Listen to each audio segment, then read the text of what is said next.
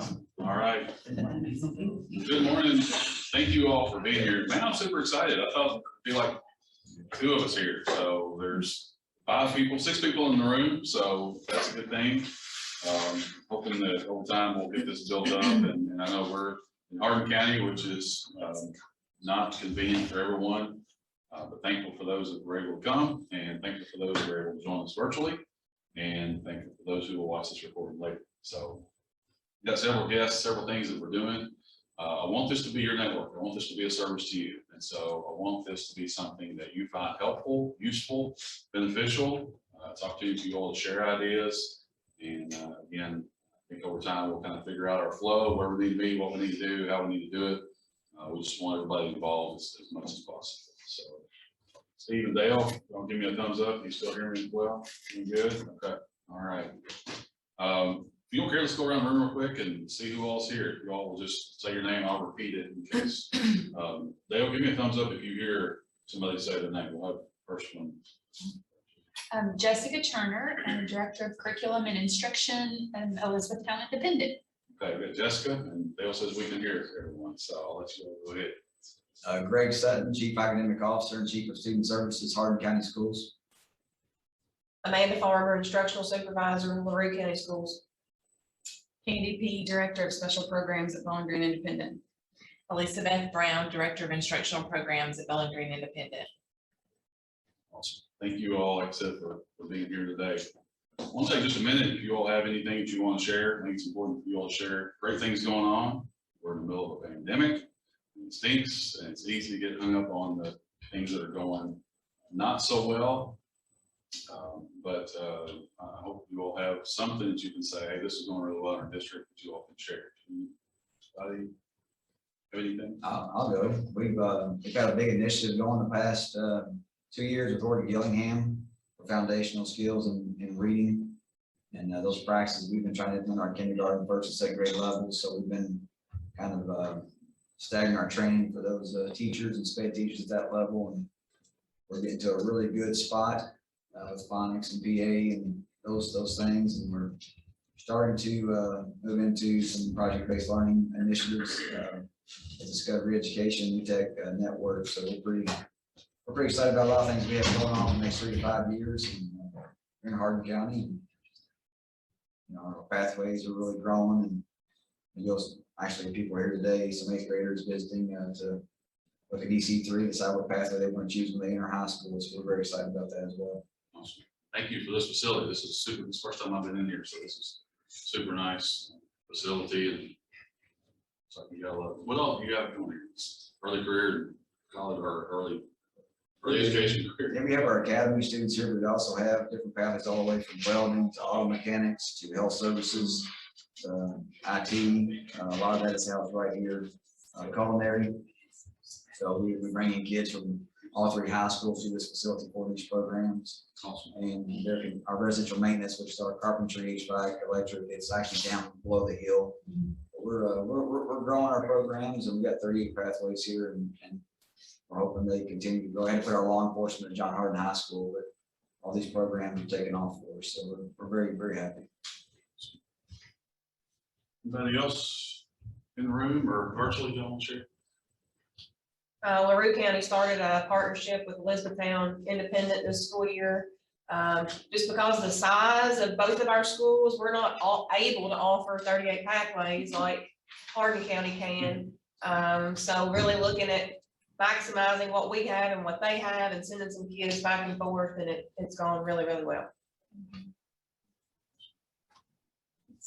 I'll ditto that. It's been great for our students to have more opportunities and maximize the personnel that we each have for those pathways. I'll add a little bit too. We are also working on some foundational literacy skills with Orton Gillingham, something we started in one of the elementary schools about 3 years ago. Took that to the district level this year. And so we're using Brain Spring, Orton Gillingham, or I think you are using IMSC maybe. And so along with that, we have early Friday release days that we implemented this year. And so that one and done PD that teachers have had in the past. Now they're getting ongoing support, at least once a month literacy coaching, and then also Kagan Cooperative Learning. We brought a 5-year plan in for Kagan. And so our teachers are participating in Kagan coaching sessions once a month for ongoing support too. So that those are both two big things we're doing that are going really well, along with the partnership with Lori as well. Well, I think we have a lot of good things going. I think the thing I'm biggest and most involved with is we are really doing an overhaul of what we do with our multilingual students. And so we have a lot of different ways we're trying to make it more appropriate. We're actually doing some work this week about a possible newcomer center for our district. And we also have been doing a lot over the last 3 years with foundational literacy and have a great program going with the 95% group for phonics and phonemic awareness, and seeing so much growth in those skills in our students. Yeah, lots of EL things going on. I know. Cousin who works with you guys, so it's time. A lot of refugees coming in. A lot of settlements going on in the Baltimore area, so definitely a busy time. So. Well, thank you all. I appreciate it. I really want us to. We have great things going on. Share those, and you might hear something like, "Oh, I didn't know they were doing that," and like give you an opportunity to talk to them and get some ideas about what they're doing and find out what's working for them and be able to implement that in your district. So, anything personally, professionally, they want to announce a job change you're trying to accomplish in a year. We won't share with the superintendents. Keep it among ourselves. Pause the recording for a moment. Okay. All right. Well, we are very happy to have Dr. Dale Goatley with us this morning. Dr. Dale has worked with our STEM CS grant at GREC, and he and Terry Stice have done a bang-up job with that and working with several of our districts to implement the STEM CS grant. We are steering him away a little bit more in the direction, however, of grants. And we had a grant writer, and we were trying to determine what the best route is for our grant program, grant writer. And so Dale has kind of stepped in here and was helping with it initially, but he seemed like he likes it, and seems like we may continue to utilize him for grants. And I want him to take a minute and talk to us about what's going on in the grant world with Greg, things that might be coming up, and how he can help you all if you have opportunities to pursue grants or if you're interested in grants, how he might be able to help you with that. Dale? Yeah, Dan, thanks so much for that introduction. So good morning, everyone. As Dan mentioned, my name is Dale Goatley, and I principally serve on the project implementation team for the STEM CS grant at GREC. And in an extended role, I support districts as the grants consortium coordinator to help connect districts with additional funding opportunities for their needs. The most routine service I provide consortium member districts is emailing at this time a monthly funding notice. And I do have a link posted on the live agenda that would direct you to a Google Sheet if you'd like to be involved in that email group and start receiving those communications. You can just put your email address there, and I will add you to the Google group at which I disseminate the information through.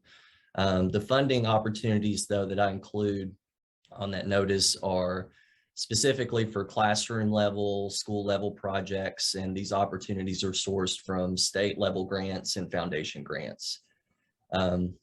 So in addition to that routine service, something else that I help districts with is facilitate technical support meetings that typically follow the technical assistance meetings that KDE hosts for notable state level opportunities. And in fact, I have one today for Read to Achieve, and Kate's going to join me with that a little bit later.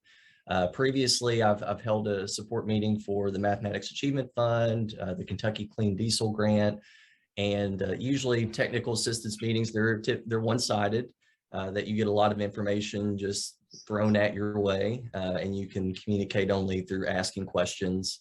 But I wanted to facilitate a meeting to where we could have open discussion and think through things, because a 30-page RFP can be quite intimidating, and especially if you're in an isolated role to where you're on your own thinking through that, or just in a small team, this is a way to have an outlet to brainstorm and network with other people to wrap your head around such a complex thing. And in my opinion, they could be very complex at times. Also, I do individual research requests personalized to the district. If you notice that you're not finding things that are directed more towards your district needs on the monthly opportunity notice, I don't mind a bit if folks reach out to me and ask for just a little bit more, if they want to provide a little bit more direction on things that I could research for them. Very happy to do that. I offer read behinds to district grant writers. So those that are pursuing opportunities, if they'd like a second pair of eyes and hands to take a look at the proposal that they're developing and provide feedback, I'm more than happy to do that. Also, in collaboration with GREC leadership and district superintendents, I assist with pursuing federal funding. So I'll serve in that role when we get to that bridge for regional needs. I think that's my role in a nutshell, the extended part anyway. So I told Dan I'm going to keep things short and kind of leave it for questions, but I want to thank you for the opportunity for just allowing me to connect with you all and also hearing the great things that are going on in your districts. That's always refreshing to hear the positivity circulating around. So keep doing that. And so before I turn it back to Dan, does anybody have any questions for me?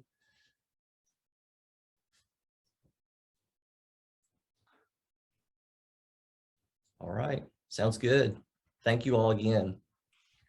Dale has extensively looked into Read to Achieve. I know that's a topic that's been a lot of discussion in the last few weeks and months. Dale and I have probably talked more about Read to Achieve than anything else over the last few weeks. And so if you are on here, I won't be offended if you feel like you want to jump off here in about 40 minutes and join his meeting. But we're gonna talk briefly. I'll kind of tell you basically what's going on if you don't already know. But Dale is going to be there to assist, and as things evolve a little bit with this Read to Achieve grant and the RFA that is out, then he'll be there to assist and kind of give you some details. He's really dug into the details, knows a lot about what's going on, and done a good job of staying on top of it. So Dale, thank you for that.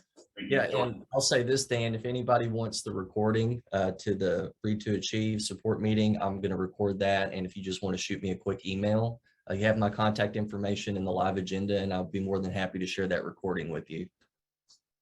Awesome, Dale. Thank you so much. I appreciate that.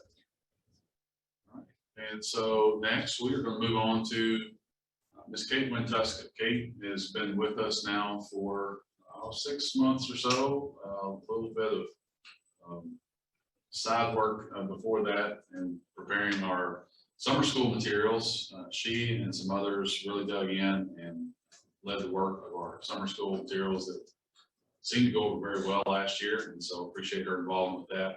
We were able to bring her on full time late last spring over the summer. And she's been a great asset to our team at GREC. And so her title is MTSS consultant.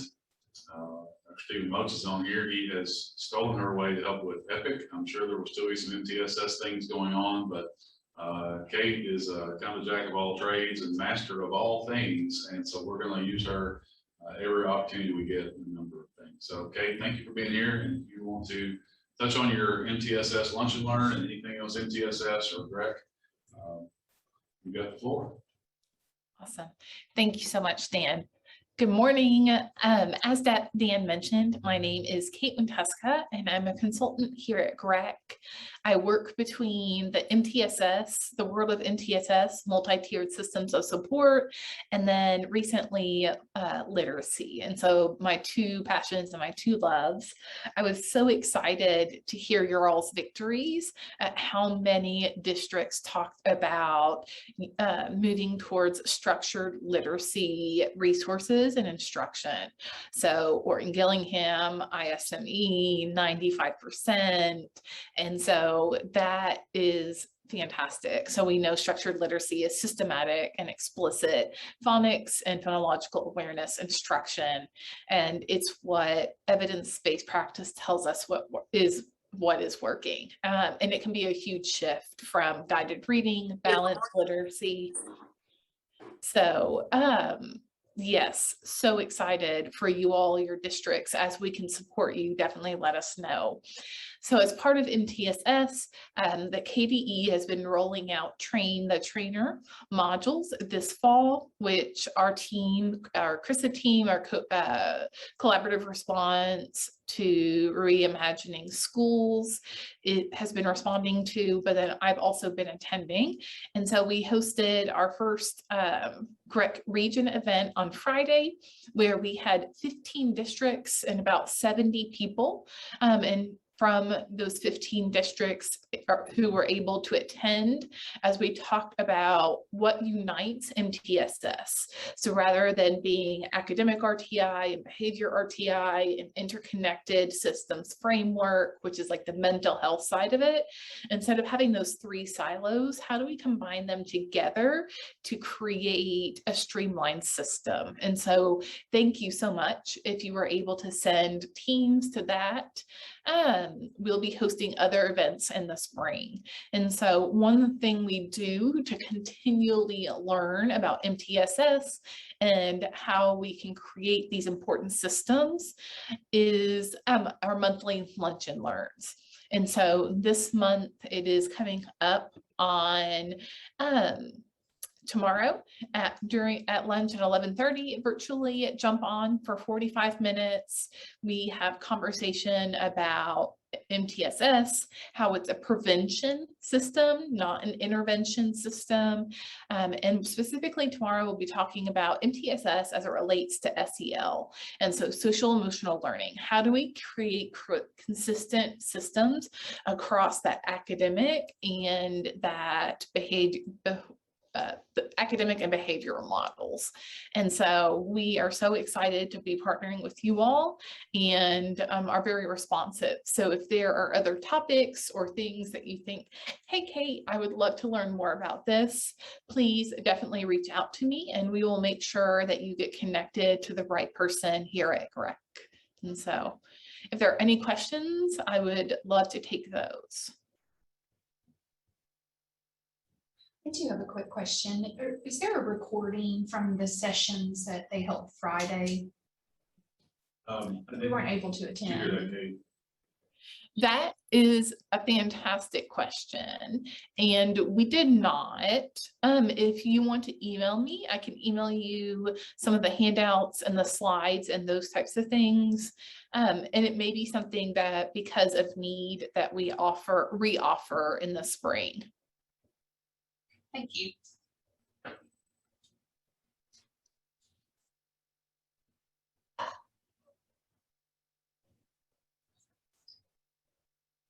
Anyone else? Comments, questions?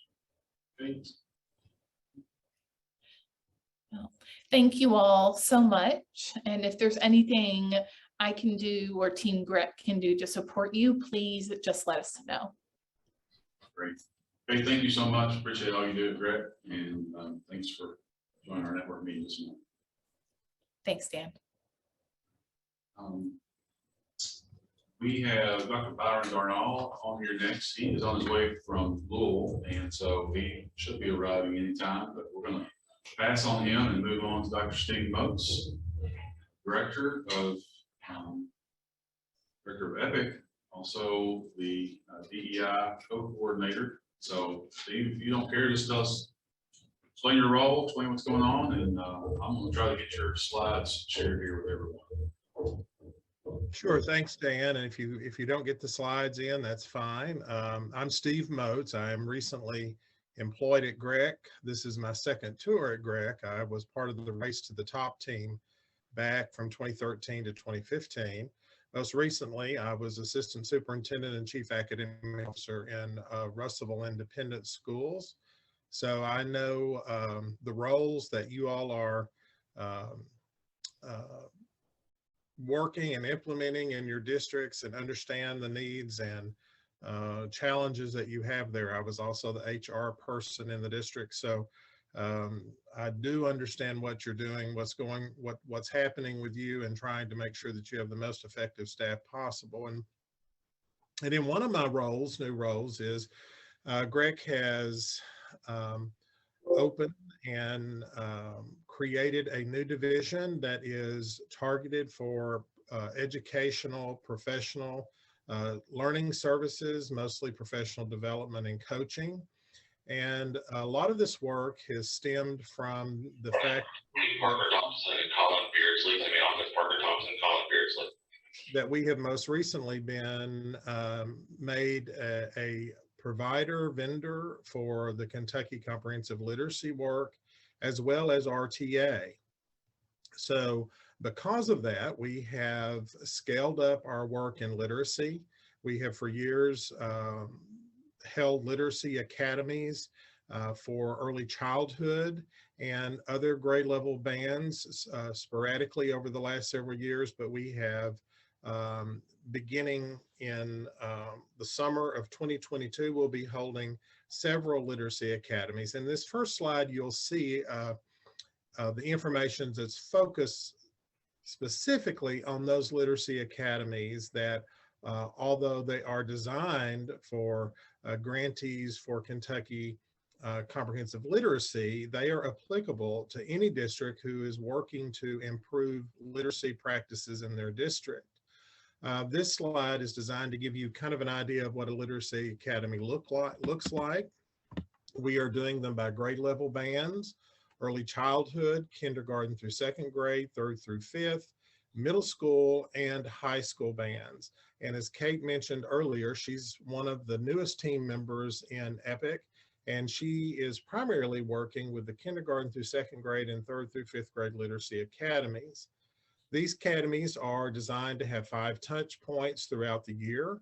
2 of them are face-to-face learning experiences. They bookend each other. One is in the summer prior to school starting. The second is after school ends after the spring semester. So there are no substitutes needed. Your teachers or the teachers that are participating right now will be coming in the summer, and they'll be coming in the spring where their districts will not need to provide substitute teachers. They'll receive 12 hours of PD credit for those experiences. And then throughout the year, there'll be 3 virtual experiences during the fall and winter that are released, and they are designed to be accessible anytime, anywhere for your teachers. They involve additional learning. They're kind of designed as PLCs. They provide additional learning.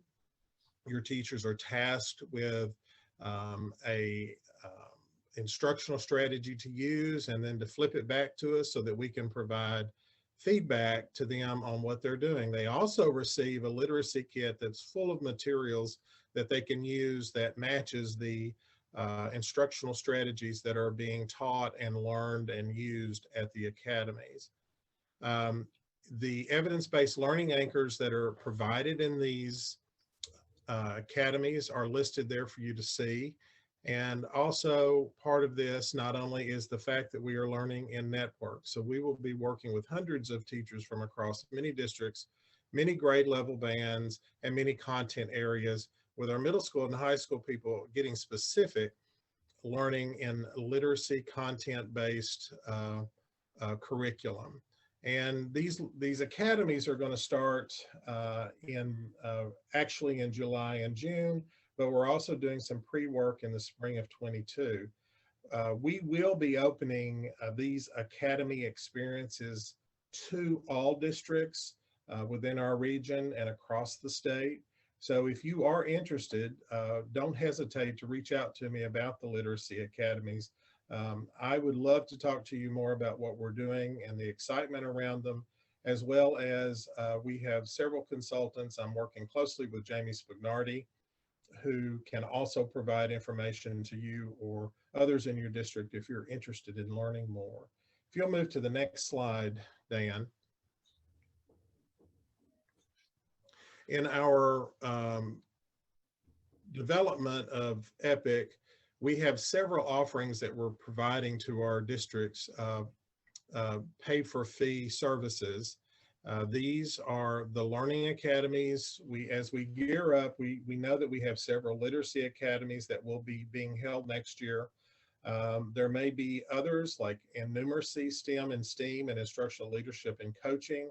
They'll be on a limited basis in the next year and a half, but we will be scaling those up. And you can see that we'll be providing those in different grade level bands for our member districts and other districts to choose and participate in over the coming years, not just in the next year, but over the next several years. We are also offering customized professional development. If you all have specific professional development needs, or you are in the process of writing your RTA grant, or if you decide to go after another type of grant from KDE or another source, such as a preschool partnership grant, GREC is available to work with you one-on-one to provide assistance. The staff at EPIC, as well as Dr. Goatley, will be glad to work with you in those grant writing to provide support as you write, and also to help you develop your professional learning experiences that go along with any type of grant that you might get. Or if you have specific needs in professional learning that you can pay for through Title I or other money such as ESSER, and you need some assistance thinking through that, please don't hesitate to reach out to us. We're also providing professional coaching services. Our staff, we have several coaches. We're doing customized coaching as school districts reach out to us and say they have specific needs. We're also providing coaching for participants of the learning academies. We have several districts that are asking us to come in and follow up with their teachers after they attend the learning academy over the course of the year. We're really excited about helping our districts be able to get not only provide the professional learning, but then provide the modeling and coaching and the support that's needed after the learning. We're also, we have for several years, and we're continuing to provide coaching services to teachers who are seeking national board certification. If you have anyone, or if you have a district initiative around NBCT, please let us know.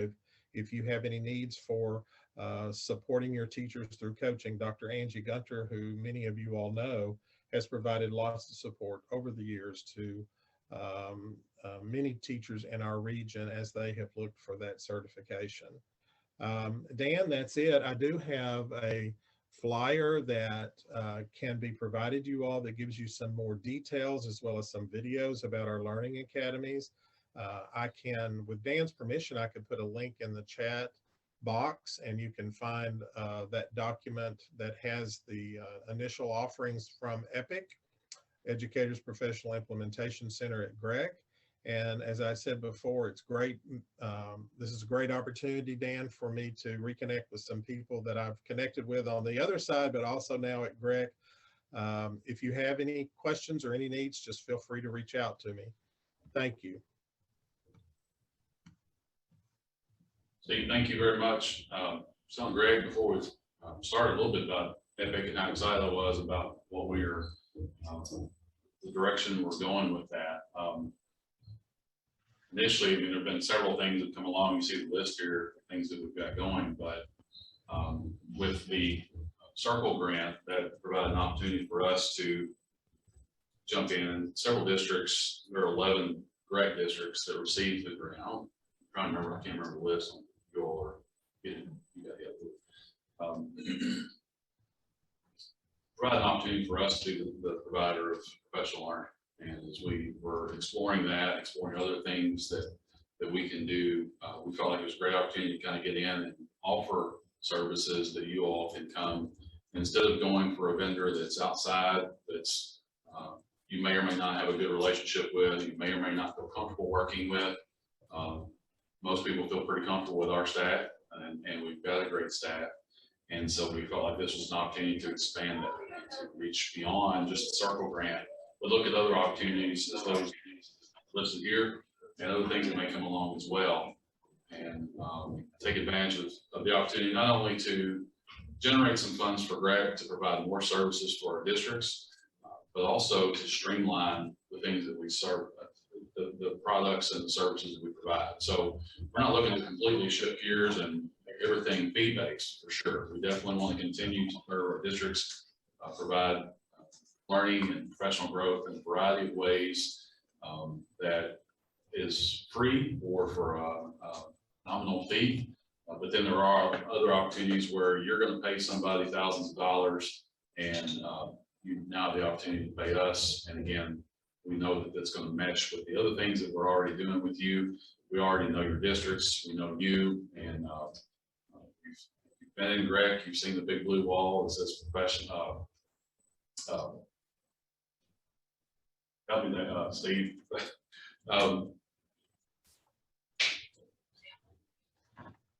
Sorry, I'm trying to professional service people you trust. Yeah.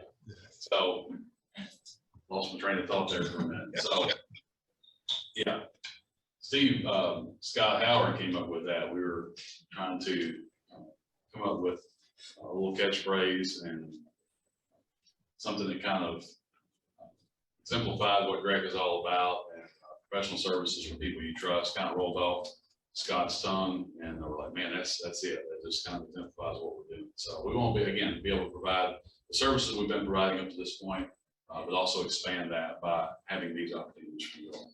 So Steve, thank you for jumping in here. I appreciate it. And we've got your information. So if you all have any questions for Steve, feel free to reach out and send him an email, and he will definitely follow up. Any questions for Steve on here? And I will add the link to the chat, Dan, if that's okay. And you can follow that link to some of the listings of additional services that we have at Greg. If you want to reach out to us, just there's information, contact information on that page as well. Thanks, Dan. Thank you.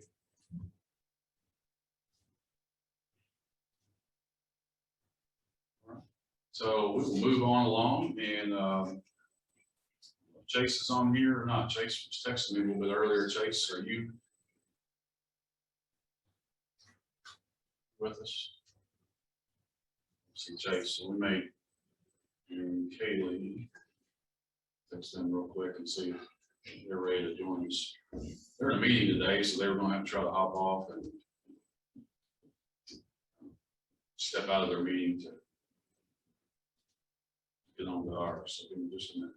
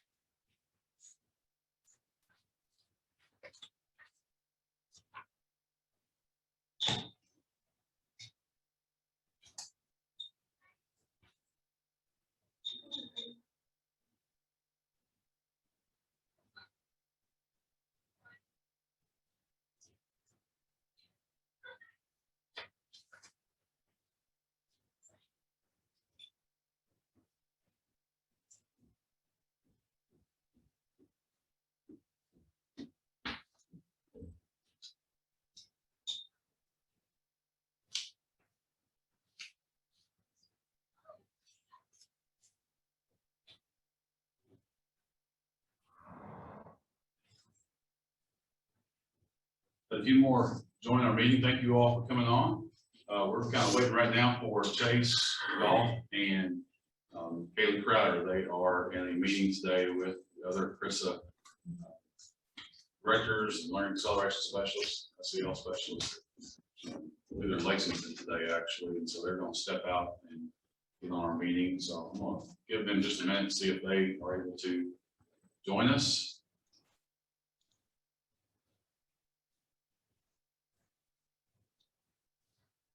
Don't see him in just a minute, and we'll move on. There's Kaylee.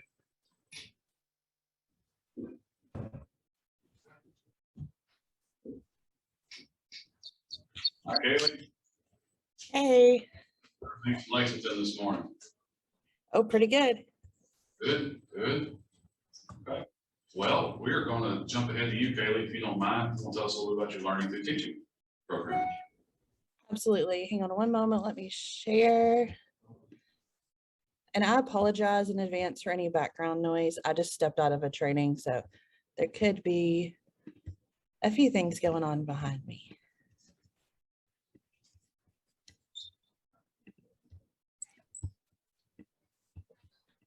in getting started, I'm gonna go ahead and give her a plug here real quick.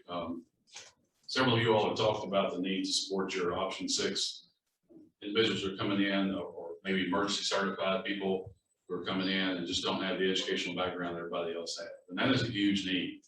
We had a slide that we showed at the last board meeting that we showed the superintendents, and Chase put that information together. And I was stunned at the number of emergency certified and option 6 teachers that are out there. It's a lot. I mean, it was over 50%. I think it was 52, 54% of teachers in our region that were emergency or option 6. And so the need is definitely there. And I knew that the need was great based on what you all had said. But goodness, I just didn't realize there were that many teachers in our districts. So certainly giving them the support they need. And you all have so much going on. And we felt like Kaylee especially stepped up and she said, this is an opportunity that we realize is a big need for our districts. These individuals need support that with everything that the districts have going on right now, we are able to step in. That's one thing to take off your plate and hopefully help with. And they've already been meeting, and I think some great things are coming out of it. So Kaylee, why don't you go ahead? Absolutely. I don't have permission to share my screen. I'll link the slides in the agenda if you want to share those, or give me permission either way. Let me give you permission here.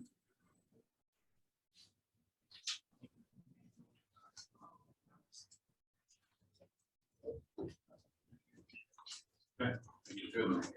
Thank you.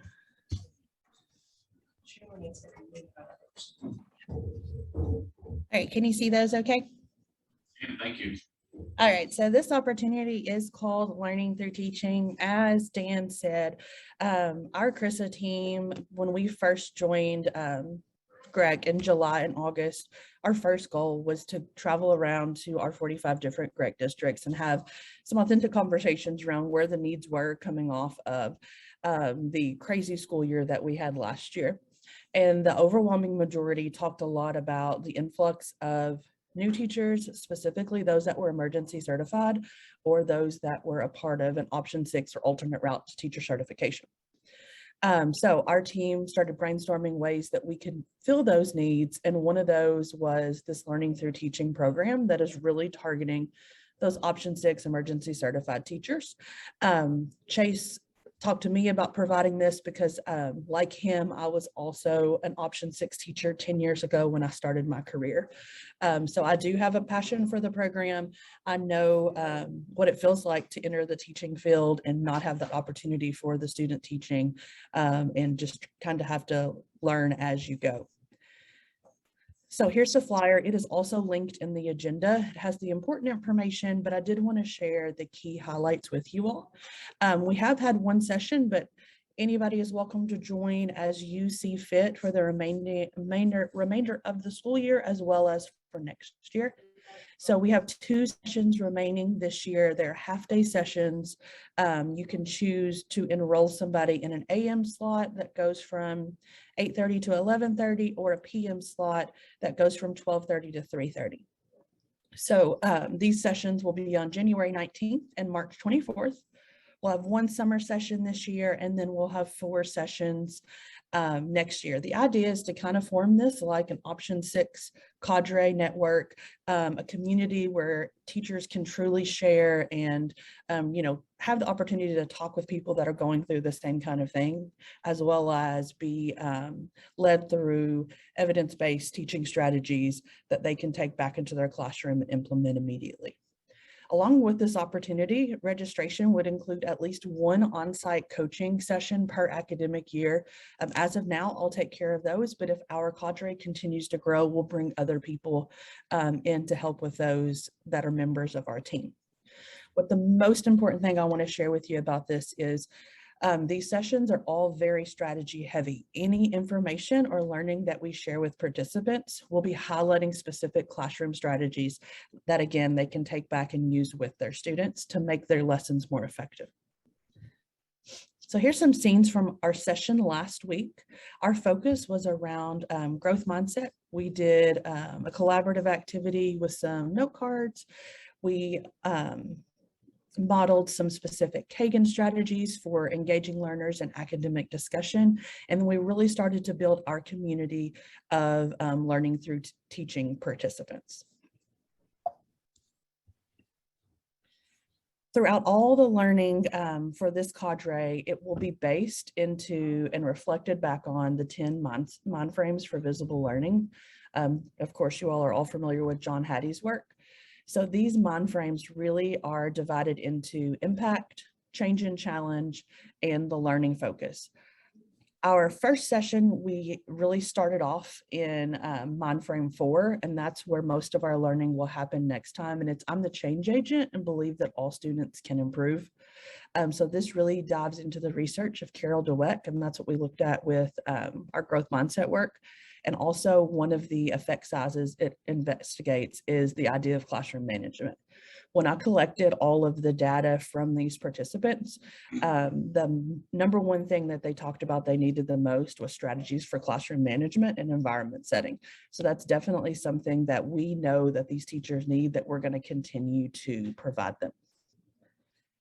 So as we look at the rest of our schedule and the objectives that we have, the January 19th, we're going to look at, again, mind frame 4, and we're going to dive into specific classroom procedures and expectations, along with classroom management. We're going to look for high school and middle school teachers. We're going to dive into the text discipline in the secondary classroom. And for elementary, we'll look at some specific components in the CHAMPS book when we talk about the structures needed in a classroom that usually go against what most new teachers believe. And then we're going to set up some model procedures that meet those high structure environments. March 24th, we're going to do a 3,000-foot overview of the Kentucky academic standards, and then teachers are going to bring back an assessment or a task, and we're going to look at task alignment and if our target and our standards are meeting those tasks. And then our summer session is going to focus on I'm gonna train, but go ahead. Yeah. our summer session is going to focus on preparing for a successful school year. So what do we need to have ready on day 1 to make sure that our school year is a success? So if you all have any questions, please feel free to reach out through email or ask Dan if he can pass those back to me, and I will be happy to meet any needs. No, it's norm referenced, and I've sent out emails. Meet any needs that you have with your option 6 teachers, or if you know of specific new teachers that maybe they're not option 6, but they would benefit from an opportunity like this, we would be happy to welcome them into this cadre as well. So if y'all have any questions.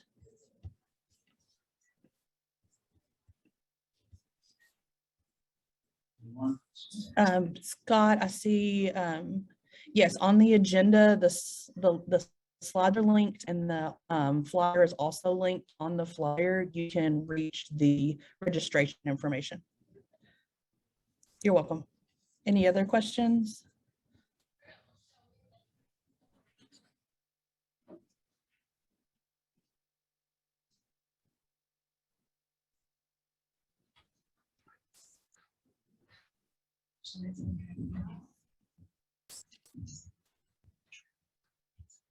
Anybody?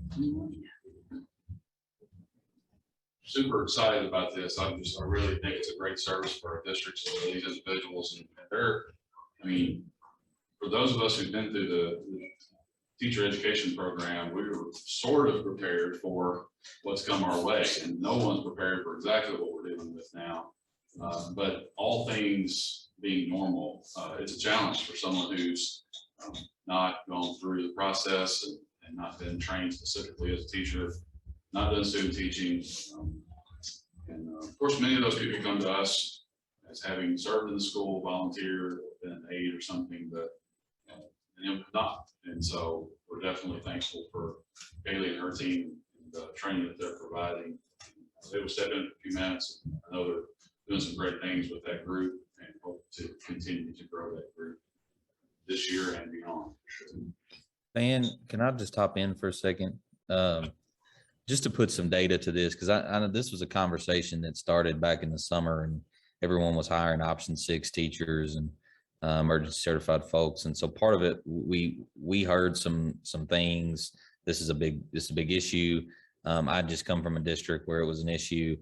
So we asked for some data. So just to give you guys some context, Dr. Byron Darnell from the Office of Educational Licensure pulled some data for us. Basically across the state in 2 years, we've gone from 1,200 option 6 teachers to over 1,600 option 6 teachers in the state of Kentucky. So we've, you know, Kaylee's the math major here. She could give me my percentage growth there, but obviously 400 plus option 6 teachers is a major thing. In the rec region specifically, we've gone from 298 option 6 teachers across the Grec region 2 years ago to now I think we're over 350 in the Grec region. So we know that those numbers are growing and that it's a major thing that's impacting schools and districts. And I think what I would offer as well for you all as instructional leaders in the districts is if you see a need with option 6 teachers that you feel like we could support them through this network and through this cadre, you know, we would love to hear feedback from you all on that. So, because I know, as the data says, it's becoming a major thing. So I just want to put some data to those numbers. Thank you, Jason. I appreciate that. Yeah, we were talking a little bit about just how surprising how high that was, a surprising number of that number, that the percentage was option 6 versus certified before you jumped on. So it's definitely a need across the state and certainly in the Grec region as well. Do you have any questions for Kaylee or Chase? Will they go back to their training today? Dan, you may talk a little bit about what's coming up with Krista. Is this all right? Go right back into you. That'd be fine. All right. I hope you guys. Yeah, tell me who you are, what you do. Yeah, I'm Chase Goff. I'm the Krista director for Grec. We're actually at KEDC today at a instructional coach training. So that's my lovely background here. I found a janitor's closet, I believe, and there's some weird noises going on over here. So I apologize if it's a little bit different. But a couple things that I just wanted to highlight. So our Krista team was charged through the Kentucky Department of Education to essentially be trained in all 4 content area standards trainings, MTSS, and high quality curriculum. So needless to say, our Krista team has spent a lot of time over the past few months in Frankfurt at trainings. And part of our charge was to roll that out to our Grec districts. And so we want to be conscious of the fact that it's a crazy time in schools, and the ability to just pull people and to do things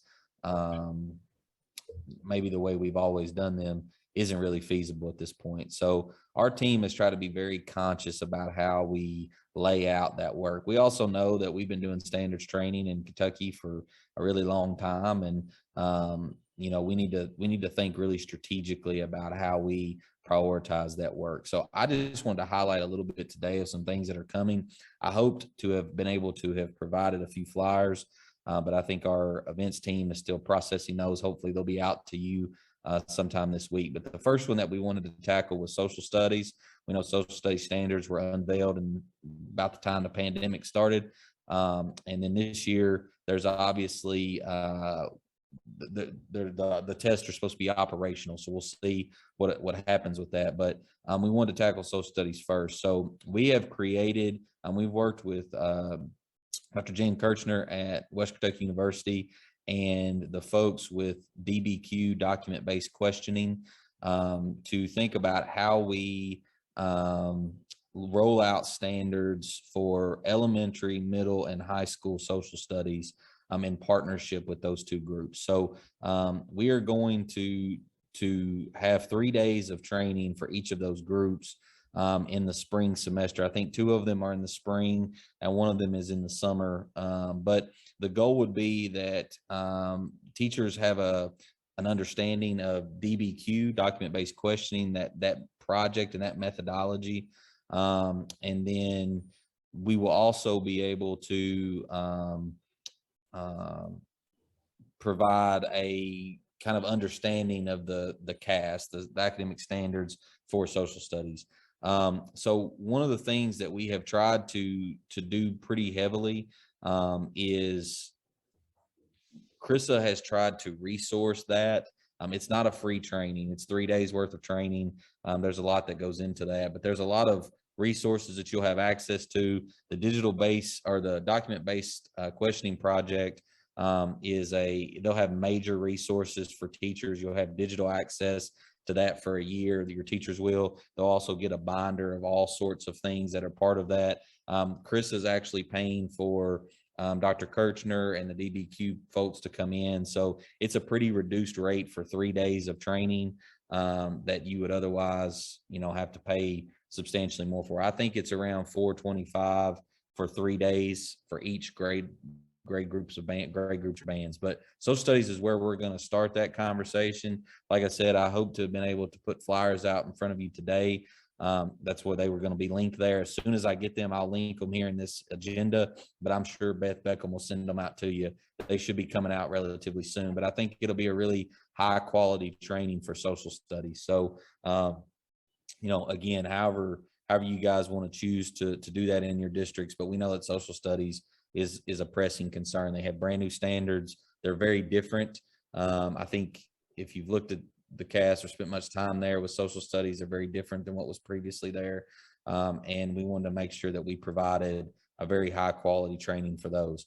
We will also, I'd say at the next Instructional Leader Network meeting, we will be able to talk a little bit more about the other processes that we're rolling out. But again, we didn't want to put too much in front of you guys because I know that you got a plate full right now. So that was the piece I wanted to highlight and just let you know that we will be providing some other trainings with curriculum pilot work and MTSS and some other content areas. So that's the key piece that our learning acceleration team is currently working on with Krista. And again, we're trying to filter some things for you all to make it manageable and feasible. Anything I missed, Kaylee, or any questions from anyone? I think you covered it.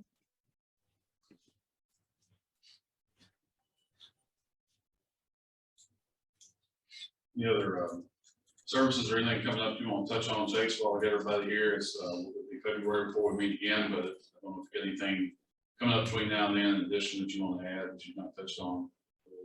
I think Kate talked about the Lunch and Learn series. It's Linda. So we just recently, one of Marisa Duarte is going to be taking a role in Allen County schools. And so Linda Tyree is going to be coming on to our team. Many of you all know Linda. She was a former school counselor, worked a lot with Kentucky School Council Association, and she's led the crisis response team at GREC for quite some time. So she's going to be coming on board with our team to work with the SEL side with Shirley and Bratcher. And so the Lunch and Learn series this month is focused on MTSS with Kate, and then it'll continue in January through May, and it'll have a heavy SEL focus. We're doing a lot of things pretty unique to districts. So I had a question come up the other day that I would throw out for you, or I'd put on your radar. We are absolutely, part of our work is working in district with schools/district teams. We want to be able to do that. I think our summer is getting pretty packed. So if there's something that you or your district wants to do, an SEL training, a standards implementation training, an MTSS conversation, some of those things, then please contact me and we'll be happy to set some things up. We're doing a lot of that work now in districts. I know we've got Bowling Green Independent, Meade County, Ohio County, Henderson County. We're kind of all over the place where we've been doing some very intentional hands-on conversation in those districts. So we're happy to do that. That's a service that we want to provide that you can more customize to the needs of your district. So that's happening. The Lunch and Learn's happening. I think Kate talked about that in December. The Learning Through Teaching cadre, and then the standards rollout and work with social studies. And then we will be having some more trainings. We're also going to pilot an MTSS district training in Allen County in January. They've asked for that. And so I think that might be a way for us to have a little bit more intentional conversations about MTSS in districts. And so if that's something that you're interested in, I'll be happy to talk to you about that as well. So a lot going on, but again, if those are some things that you're interested in having a more intentional conversation within your district, please reach out to me and I'll be happy to try to set something up with either myself or our team.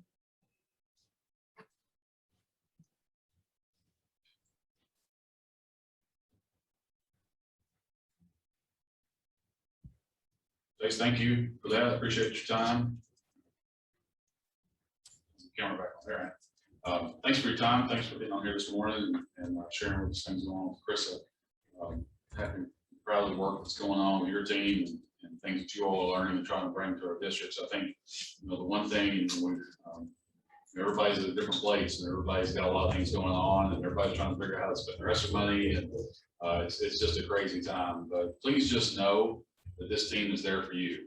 That was the intent of this grant from the state, was to use ESSER funds to establish these teams in each of the cooperatives. And they're hungry for opportunities to come out and serve you all and help you all. And they've been pretty busy. Appreciative of the opportunities they've had to go work with districts one-on-one, or districts come to us.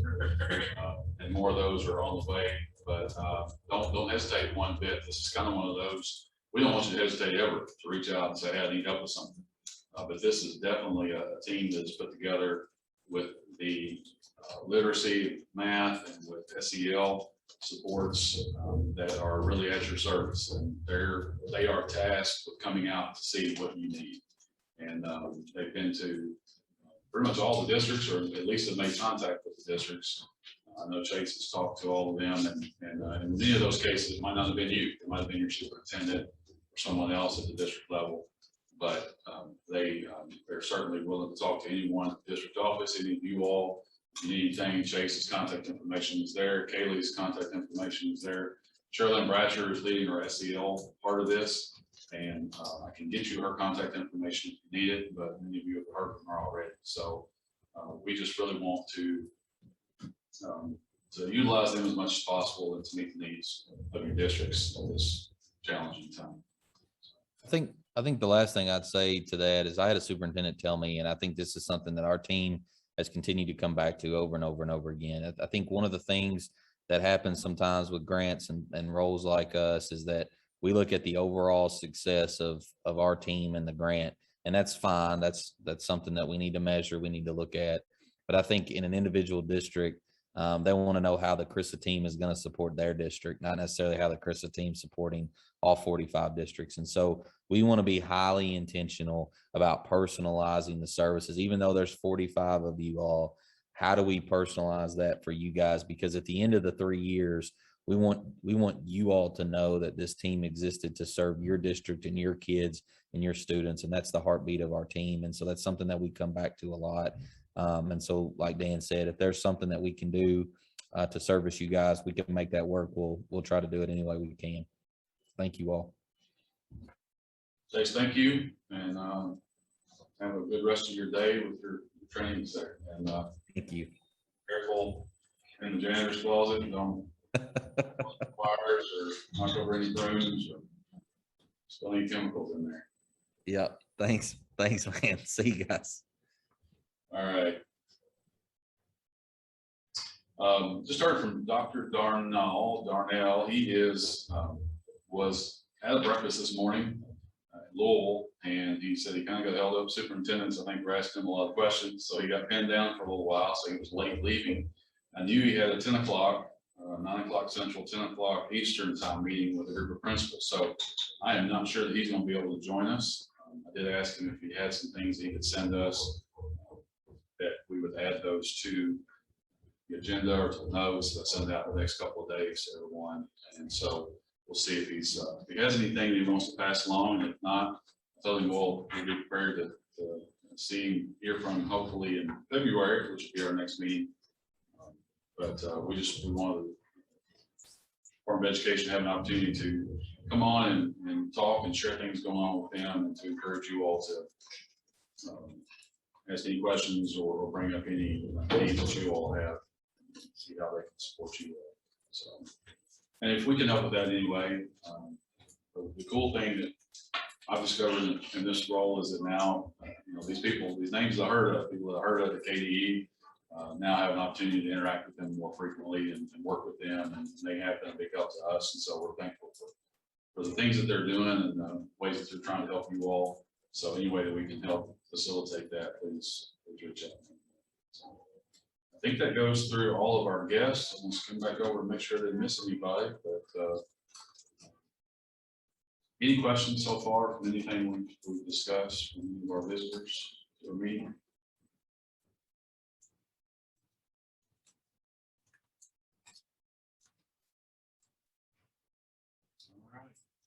We will move on to our discussion topics. And the first thing I've got is summer school. And so just to let you all know, you all are the first to hear about this. We talked a little bit about it at our last meeting, but we do intend to offer summer school again. Last year, we had a 3 through 5 program put together for literacy and math. And we feel like we got a lot of good feedback from it. Our team, Caitlin Tusk, I mentioned earlier, and some others, Bobby Knoll, Kelly Davis, worked a lot with that group. Savannah Denning was huge. Hate to mention names because Knoll leaves some out, but those were some of the persons that come to mind. They spent a lot of time developing these materials, and we felt like they were very high quality, seemed to be very well received. We got a lot of good feedback from our districts on those. And so we're talking about how we might expand those in the upcoming year. So the first thing we're going to do is look at what we did last year, look at the feedback that you all gave, and determine how we can make a few adjustments, a few tweaks to it, and provide that to you again. And so if you bought the instructional materials from us last year, then we just want to be able to update those and push those back out to you.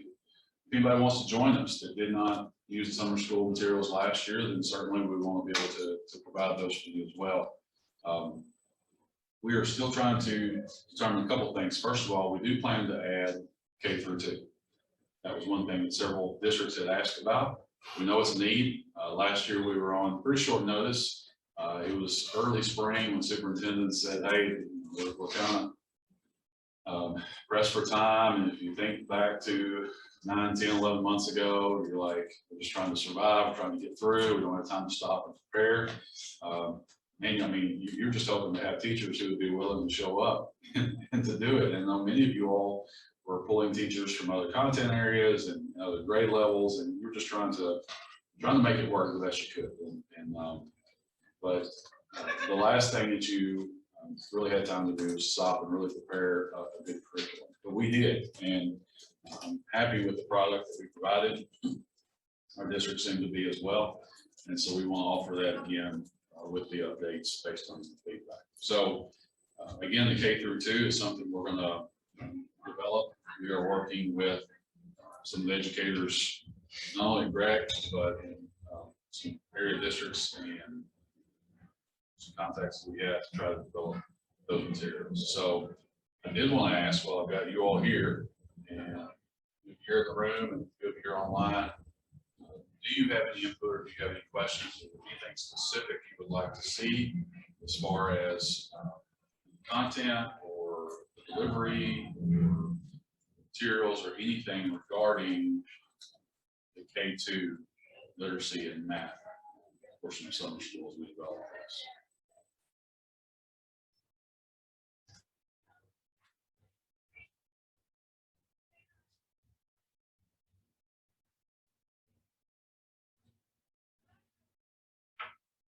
Well, not something you've given a lot of thought to. Summer school is 6 months away for most of us, so it's probably not even on your radar, but I want to put it out there. How much you think?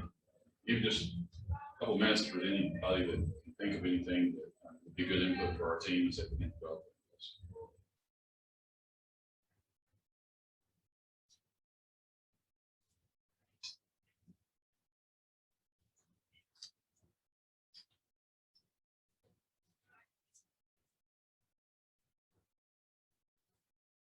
We've got Dr. Moats on here. He and his team are gonna be the point of contact for summer school, and so but certainly I'll continue to help push the information out and work with them as they get started developing this. Dave, I know we've talked briefly. I don't know if you have anything you want to add, and if you don't, that's fine. But we I know we're just in the process of kind of getting our team together to begin this work for the primary materials. Well, Dan, I would just simply say that instructional leaders just be aware that we are discussing next steps with summer school. As Dan has outlined, our intent is to make sure that the materials that were pulled together and pushed out to you all in the spring are reviewed, revised as needed, and then pushed back out to you, including information about the materials that go along with those summer school kits. At the same time, we're looking at what we can do with a K-2 structure for summer school. And I would say that depending on the times, how things go over the next several days, our timeline is to get you more information in early January so that we can have information for not just development, but if there's not a large interest in K2, we may not move forward with that. So we want information from you guys to tell us, are you interested in a K2 set of materials that have a similar feel, are aligned to KAS in the same way that our summer school kids were for the intermediate ages.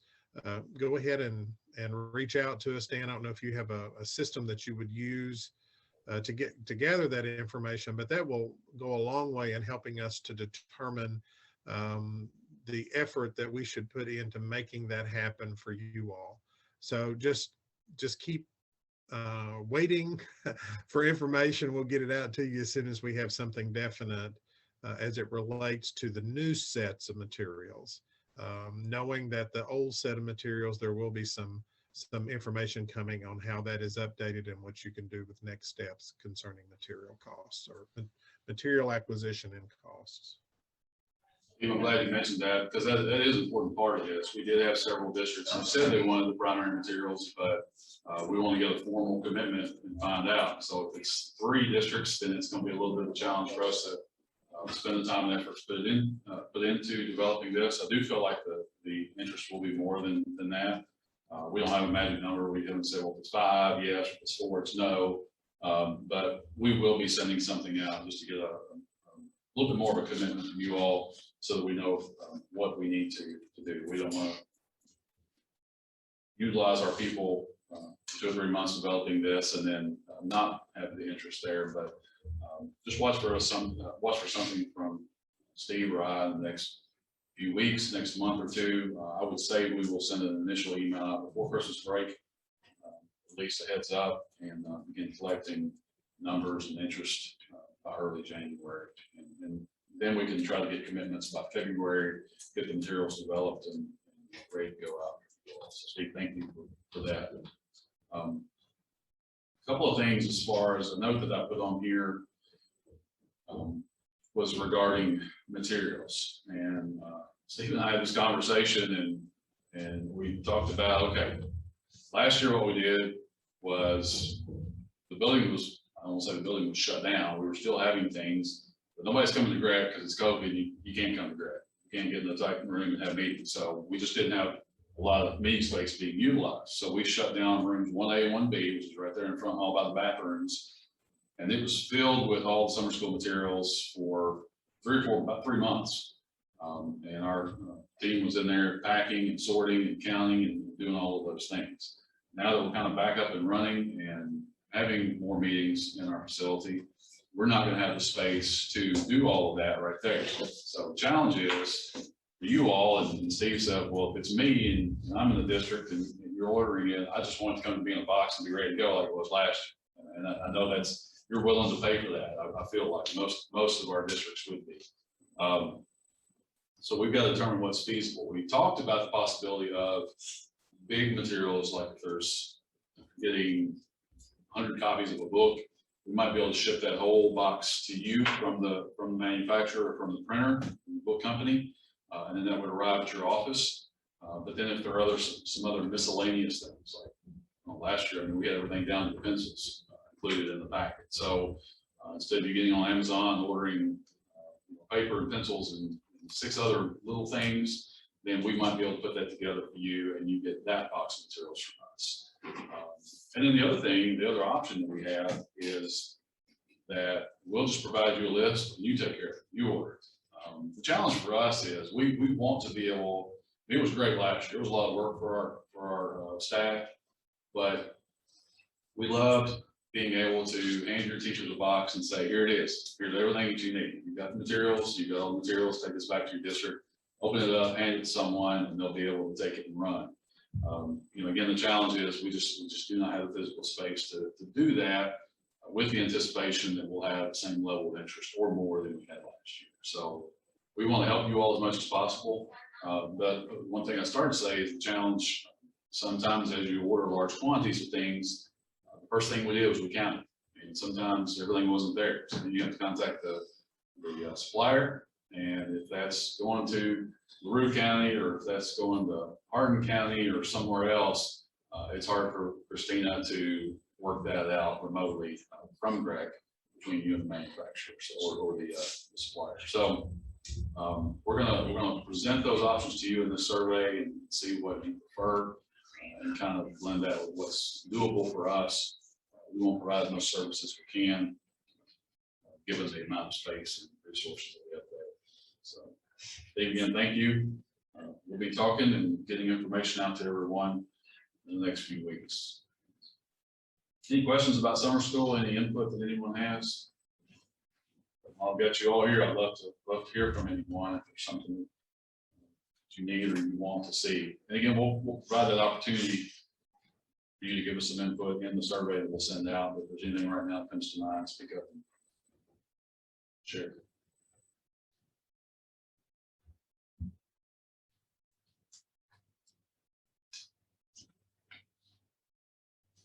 All right, we will move on along to topic number 2, which is a popular topic right now, the RTA grant, Read to Achieve, fiscal year 22. How many of you all, I can't see most of you all, you got your cameras off, you're hiding from me. I'm sure you're not multitasking or anything, that's okay. But any of you all here in the room, you all have RTA, or currently have RTA. Okay, got 2 districts that had RTA, there's Kathy jumping on here, hi Kathy. Kathy's got RTA over in Barron County. And we've heard from Joe Murley. Joe was at Greg yesterday, so we met with Joe for a little while, and I know Joe's expressed some concerns about the RTA grant. So let me just tell you in a nutshell what's going on as just as an observer from the outside. I don't have any inside information here. The Board of Education did meet on, what's the date? Tuesday. It was one day last week. Wednesday, maybe, I can't remember now. They met last week. And they spent about an hour discussing RTA. As you all know, and we had this at Richmond. I was principal at Richmond until a little over a year ago when I came to Greg. And we had the Math Achievement Grant and Read to Achieve, Math Achievement Funds and Read to Achieve grants. And they were great. It allowed us to employ a full-time person, an interventionist. We received $48,000 to $50,000, somewhere in that range, for 4 years. And one individual was tasked with some RTI support for some of our kids. And I think they were serving 40 or so kids, 35, 40 kids every day, but offering some other co-teaching and supports for teachers in the classroom. After we spent that money on salaries, then you had several thousand more to spend on professional development, and then you had a little bit more to spend on supplies. And I'll just be honest, we were looking around March, April, May and thinking, okay, what are we gonna buy? We got money left over, we need to spend this money, and they won't send any of it back. We want to be able to utilize all the money that we had. So from a school and district standpoint, it was really just a gift, and it was a good gift. It was an opportunity to employ an additional staff member who could provide services to students. From the KDE side, and then listening to what they said, and as I mentioned, Dale and I have talked quite a bit. They, in their data collection and determining and looking at the number of students served and the effectiveness of that service, they did not see the gains that they were hoping for. They were hoping to see big gains in student growth, student learning, and looking at the students who were served through the grant, the gains were not there to the level that they had hoped. That's one part. So determining how to increase the effectiveness of the grant, determining how to spread the impact of the grant across a larger swath of the school staff was an important consideration. Again, this is all based on what little information I've seen and heard from KDE, but quite a bit from Dale and from last week's board. Dr. Glass indicated that a couple of things that were, well, a few things are going to happen. One, the RFA is going to be modified. Board members and commissioner and KDE staff, as I perceive, have taken on a lot of feedback, a lot of emails from districts, because as you all know, those of you that are familiar with it, what they have pushed out this fall, as far as the new RFA, is dramatically different. There is a big restriction on the amount of funds that can be used for salaries. There is a expectation that a higher, not a higher level, a more expansive approach to professional learning for staff will take place. And there's a major cost sharing component to this. So I believe it's up to around $60,000 provided through the grant, and the district is expected to match that. So you could have as much as $125,000 in this program. Dr. Glass did indicate that the RFA will be modified. I believe that will take into account some of the concerns and needs that districts have presented. I don't want to speculate what those might be. Those will come directly from KDE soon enough. He did indicate that the professional learning will continue to be a strong consideration, and matching funds will be as well. Now, what percentage that will be, I don't know. There's a chance that those, again, this is not inside information, this is purely speculation, which is the only speculation I will offer. That percentage may change, but the commissioner was adamant that statute requires matching funds. And if I heard correctly, he indicated that matching funds should have been a component of this up to this point, but they have not pushed it. They did not require it. So as I said earlier, this was a gift. And for me, as a former administrator of school who had Read to Achieve, 3.5 years going on the 4th year at my previous school, it was a great gift, and we were very, very grateful to have received it. I do see that this is going to be a greater challenge, and a lot of districts are just not going to be able to do it. If you look at Warren County, for example, where I was, I believe we had 3 schools that had the Read to Achieve grant, maybe 4. For the district, for Warren County Schools to come along and say, well, you know, Rich Pond and Richardsville and the other school or two that received this, we're going to give you $60,000, but the other schools aren't necessarily going to get that for anything. Obviously, as you all know, it's not something that's an easy sell, unless there's just, you know, strong data indicating that they need that additional funding or that additional assistance. So the challenge for you all will be, as this RFA comes back out, determining if the changes will be the needs that you all have or what you're capable of doing to bring this in and utilizing some of your schools. So again, I think the professional growth component, I don't know if that will be modified. I don't know if they will say, well, you need to, we're going to change the amount of professional learning that we're requiring of school staff, or we're going to lessen that. I just don't know where that's going to fall. But again, I do know, based on the commissioner's comments, that matching funds will be part of this. So Do you know when the updated RFA will come out? they have not. The question is, when will the updated RFA come out? And we have not heard a date. So I don't know that they will. I mean, I guess it's possible they could wait till January 5th when the deadline is. I don't feel like they're going to wait that long. the dilemma then is, okay, what about the districts that apply? I don't know if you all have put in an application yet or not.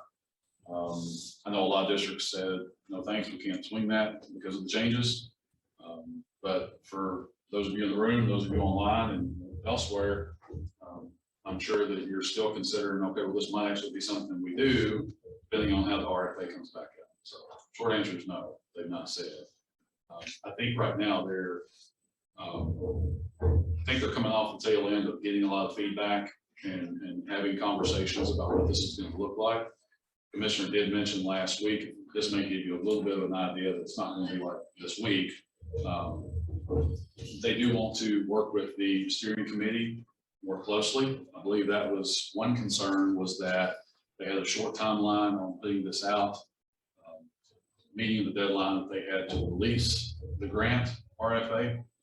And so they were not able to meet with the full committee, the full steering committee, and get some of their input. They did get input from some individuals, but the commissioner, I believe, indicated that they wanted to make sure to slow this down, make sure it's fully vetted with the committee before they pushed out the new RFA. So I don't think if it doesn't come by January 5th, at least I think it will come probably right around July. And I'm just gonna clarify, because our principals sent me something yesterday that has one subtle change to it, but it's not clear. So that's not the update we're waiting for. No, they released the initial RFA. The question was if there was there's a document that shows one subtle change. That change was made pretty soon. They released the initial RFA. And I don't know if it was based on some real quick feedback they got, or somebody just noticed something and said, hey, we need to change this a little bit. So there was an update. If you look at go online, I put the link on there to the page, you'll see something I think was crossed out, maybe added, modified in some way. So they did make a change to the RFA, but it is not the ones that you're waiting for. There will be more substantial changes coming on.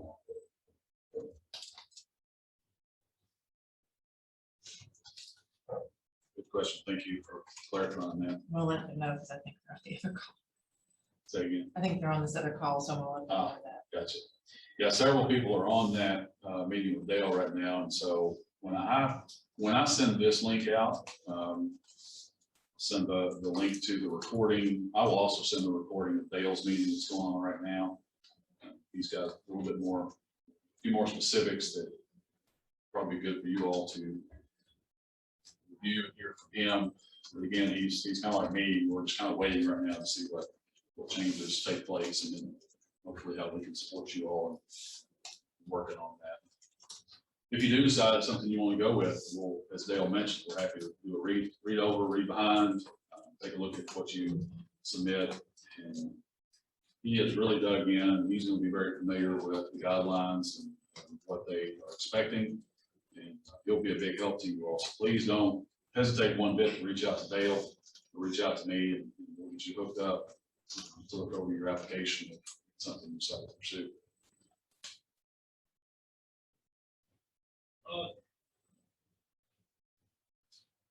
Anybody else?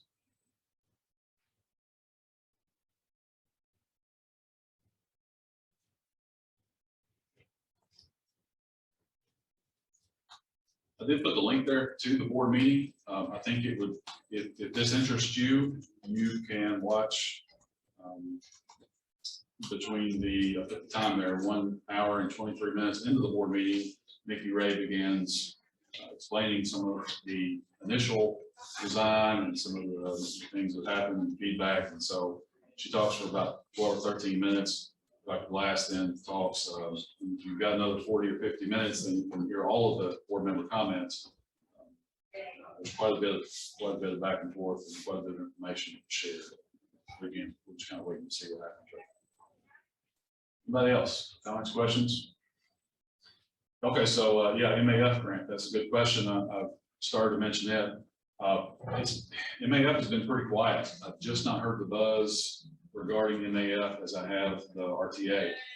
MAF was vastly different as well. Some of you all had the math achievement. We had math also. We had reading and math. And it was pretty much the same. I mean, it was a huge change, huge match, a lot of professional growth required for the new one. I was a little surprised to not not hear the feedback, not hear the comments about the math. Of course, it's already due. It was, I guess it kind of came out and it was due in October. So most districts have already dealt with it and moved on. But we've not heard anything about any changes to the math sheet. So, so to answer the question, it is different, but I've not heard any buzz about any changes to it. So.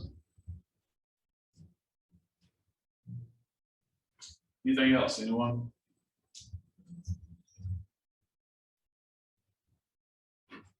All right, we will move on to topic number 3. Not a fun topic. I did not put it at the beginning because I didn't want to start with this. And I don't want to get into a long discussion about it, but I just want to, first of all, I want to say that you all begun talking about numbers and changes and the possibility of having to shift instruction or do anything different based on COVID numbers. You all had any discussions? Say that again. Regarding the growth in COVID numbers, infections and possible infections. I was just curious to see if any districts, and you all that are online here, if you want to comment, the districts have begun talking about increasing COVID numbers. I did put those here. I hadn't seen these numbers. I knew, you listen to the news and they say the numbers are going up. Didn't really know what those numbers were. And I put those for you here. Went back and looked at the daily reports, and July 1st, 349,000 positive cases, confirmed cases, 115,000 probable. Increased October 1st to 503 confirmed and 192 probable. And last week, December 3rd on Friday, 561,000 confirmed cases in Kentucky with 233,000 possible. So it is not something that we want to talk about, but I feel like we need to get it on our radar because I'm really concerned. I'm really concerned. Any conversations in your districts? We actually are going to meet this week. Our benchmark or cutoff, we're going back to masking is 50 for the incident rate in our area. We just jumped up to 56. So we make that decision each Thursday about the following week. So we've been able to lift the mask mandate for some time now, but it looks like possibly next week mask mandate could return. But that's all we're currently talking about. Anyone else? Thank you. Our number is 25, so we've already been back to masking for a couple of weeks now. You all just told me y'all are still. We're still It's masking. required, yeah. If Bowling Green kind of rode through, and I know you guys got a little bit each perhaps for the remaining mask, but it is increasing.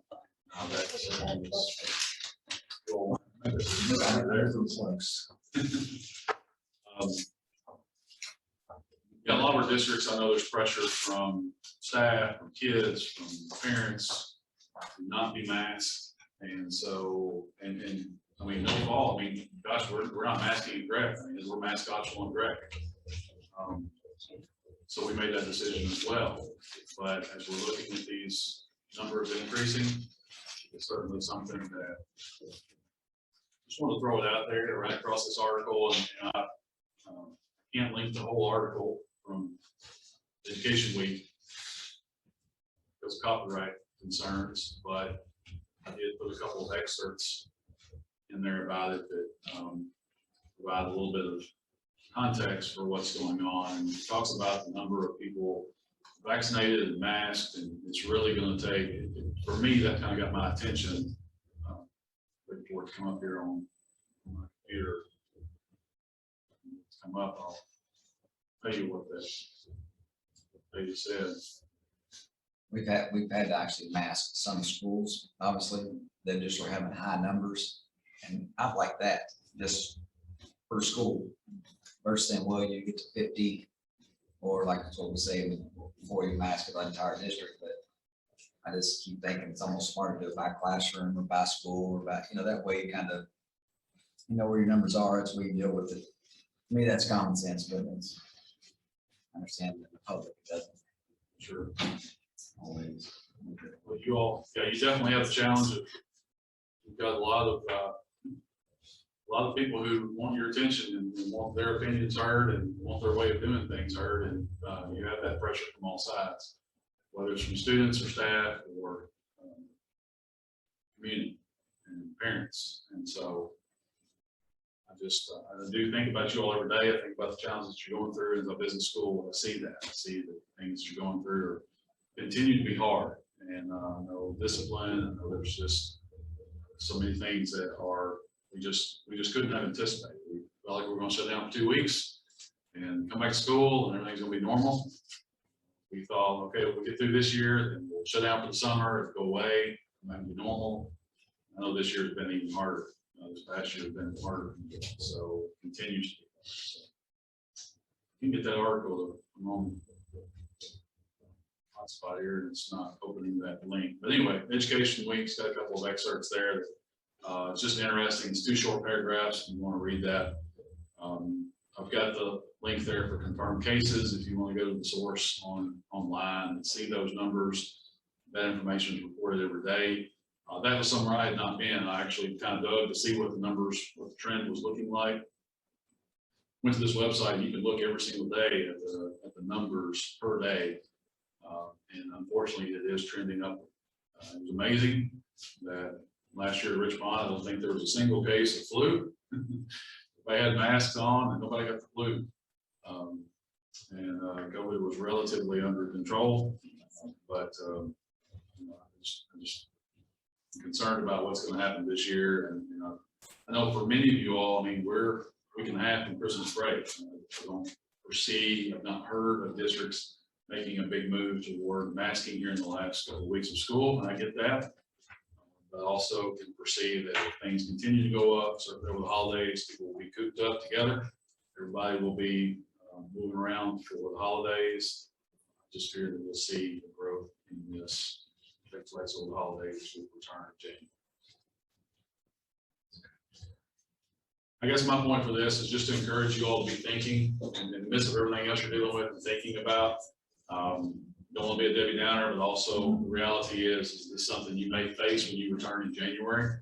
Just want to encourage you all to be thinking about the steps that you might take instructionally, operationally, in order to keep kids safe, keep staff safe, support the needs of your staff.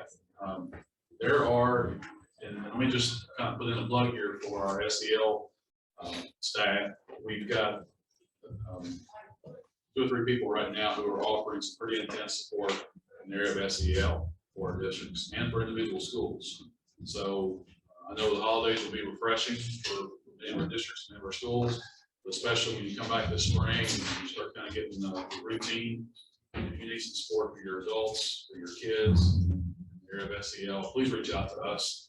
We've got some ideas, we've got some resources, we've got people who come straight to you and hopefully provide you some support. Comments, questions? Topic number 3.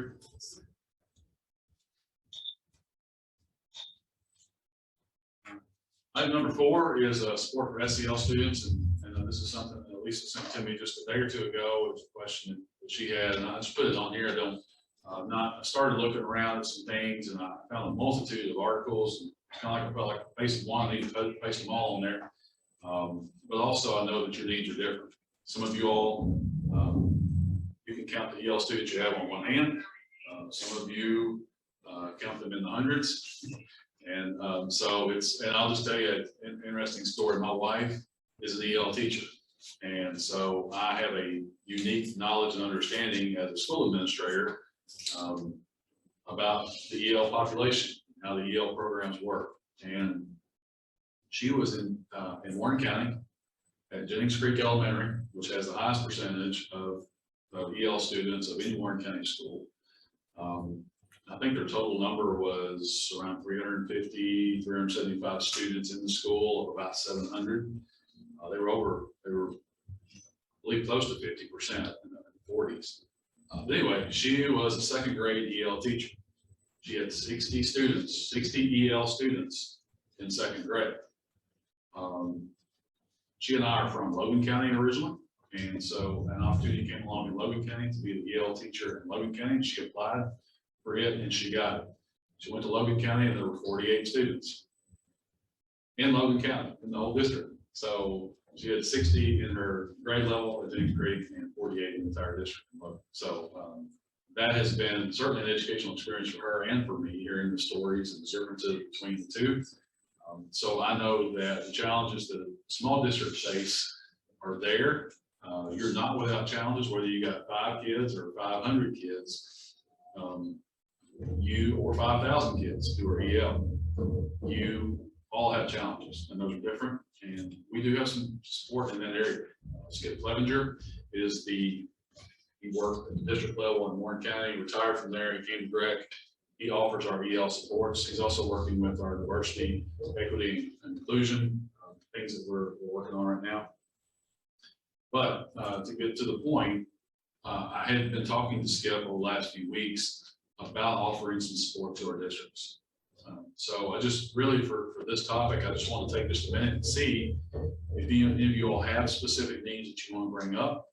Might be an opportunity for us to share some ideas here, problem solve a little bit, or it might just be an opportunity for you to say, hey, here's a specific challenge that we're facing. And I can gather that information, take it back to Skip, and we can consider that as we design our training for the summer. But I mentioned Skip, we initially had, and I don't believe Carrie's on here, Carrie Goodman was on, so they reached out and they were looking for some EL support in their district. And I mentioned it to Skip, and he said he would like to see some teams, some district teams, school level teams, administrators, district level people, EL teachers, regular ed teachers coming to GRAC, and maybe we can offer some training for them this summer on how to support EL students. So is there anything specific that comes to mind? Lisa, anything more? Well, I'll just say that I don't know that it's just the training. We need a lot of technical assistance. And I love Logan County. I was there 18 years. They have my heart, but I don't need to talk to Logan County, and whoever's on there, you know, I love you. But we need to talk to people who are also similar to what you described, buildings that are 50% EL have much different, because we have schools that are also have, like, we have one school that has 8 students compared to other schools that have 250. So we're looking for, we like a network of people who are similar to us and some technical assistance, because the jumping to training for us, we've realized that that's not the answer. There are also things that KDE does not understand in our world. And like I asked a question today about something, and I feel like I would just like a discussion, not just a answer no. Like I'd like you to step into our shoes and go, oh, I see what you're saying, what a newcomer is facing. How can we support that? So I feel like there's a lot of silence from the state, because I agree that if they don't know what we're facing, they don't understand the dilemma we're in. And no one has come to visit our EL program to say, you know, like, wow, I had no idea. And I'm sure, and I know there are other districts because we talk in other capacities, but I'd really like a more formal cadre of problem solvers. And then when we need training, then that would be a next step. But I feel like we've not identified all the problems.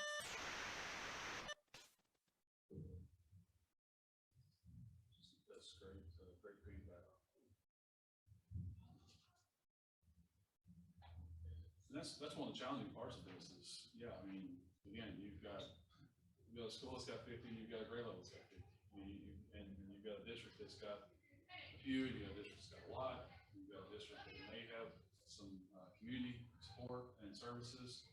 I know we've got community that's never going to be able to provide everything it needs to these people. We do have some pretty good resources in our community, Warren County and Bowling Green, but in some of the outlying areas, they just don't have that structure. You may start to have, you know, whether it's a chicken plant in Ohio County or somewhere where the employees a large number of migrants or refugees or just families who do not typically speak English as a first language. There's just a lot of need, a lot of support needed in areas, like you said. And I think that's a great idea, is to try to see how we can, okay, if you've got 100 in your district, then let's get you guys together, see what your problems are. And there's gonna be a lot of crossover. Warren County can help Logan County in some way. Bowling Green can help LaRue County. But at the same time too, I hear you, your needs are definitely specialized. Good points there, so I appreciate that. What else?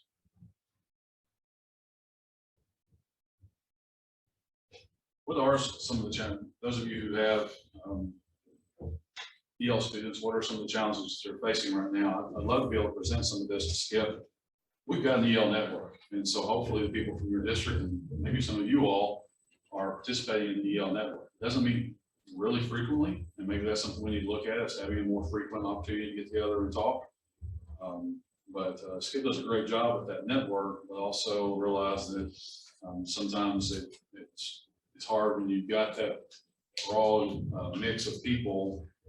Everybody's gonna speak up and say, well, in our district, you know, we got 10 kids and here's the challenges that we face when you're looking at districts got 300, 400 or 4,000. So finding teachers and instructional assistants to work with these students. Yeah, Phyllis, thank you. Yeah, we're having trouble finding teachers and instructional assistants to work with all students these days. Unfortunately, but definitely that is a need.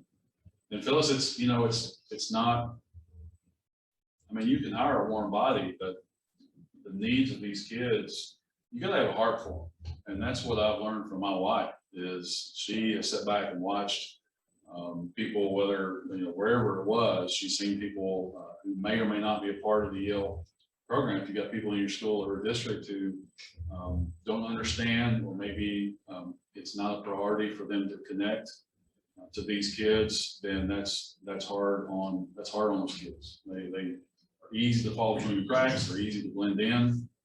You've got people who are committed to working with these students, who are patient, who are understanding. Kind of reminds me of a substitute teacher I had in the school that I was at probably 20 years ago. This was a high school, and kids were trying to prank the sub, and they told the sub that he didn't speak English. So he just skipped him as he was giving out directions and passing things out, and went over. He got in this kid's face and was like yelling at him. It wasn't like being mean, like he just thought if he talked louder, he would understand what he was saying. And it's kind of a funny story, because if you're there, you know the context, it's even funnier. But the bottom line is, some people still think you just, it's kind of like kids who don't get math. They just think if you keep teaching math, keep teaching the same thing or say it louder, then they'll get it. And that's not how it works for any kids, but especially EL. Imagine you going to another country, not speaking the language, and they just speak in their language louder. How that would make you feel. And that's an extreme case. It doesn't happen everywhere, but the mentality sometimes is the same. We just think, hey, we'll just keep doing what we're doing, and they'll eventually get it, or they won't. Move on. But I do know that we've got, throughout our region, we have a lot of great programs, a lot of great staff. But finding people who are committed to working with these students, who are patient to work with them, is certainly a challenge. What else? What are some of the other challenges or needs that you all have? One thing some of our teachers have reached out about is our grading practices for EL students, like how to give them a grade. They struggle with that. And I've looked for research and talked with Skip, various things. Anybody else? Y'all can chime in here if you're virtual, just chat in there, comment. I really think we need to look for grant funding. We fund 17 full-time teachers from the general fund and receive a little over $100,000 for curriculum supports for ML students. And like I told you, we have over 700 students in a small district. But like, we need technical support on defining best practices with services, but also the right curriculum tools to differentiate the text. Like, I can go on and on about what we don't have support in. And it seems to be a figure it out on your own. And we've been very fortunate that WIDA and Pearson are helping us with that, but we're paying a lot to do that.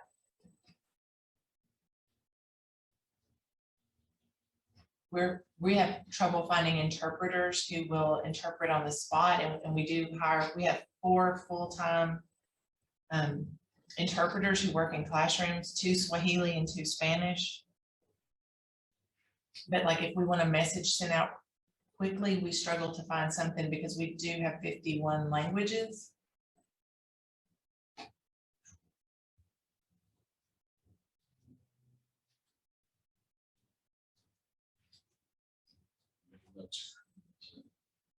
I can go on and on, I'll be quiet. The language line is great, but the language line isn't just, it's not a person in the room with you. It's not someone who necessarily you can get on amongst others and it's better than nothing, and it's better than Google Translate, but it's also, it still is not perfect. Anybody online here? Those of you all that are listening in, so any comments about EL? I'm making notes here. Bowling Green's definitely facing a lot of challenges, and several of our districts are facing these same challenges.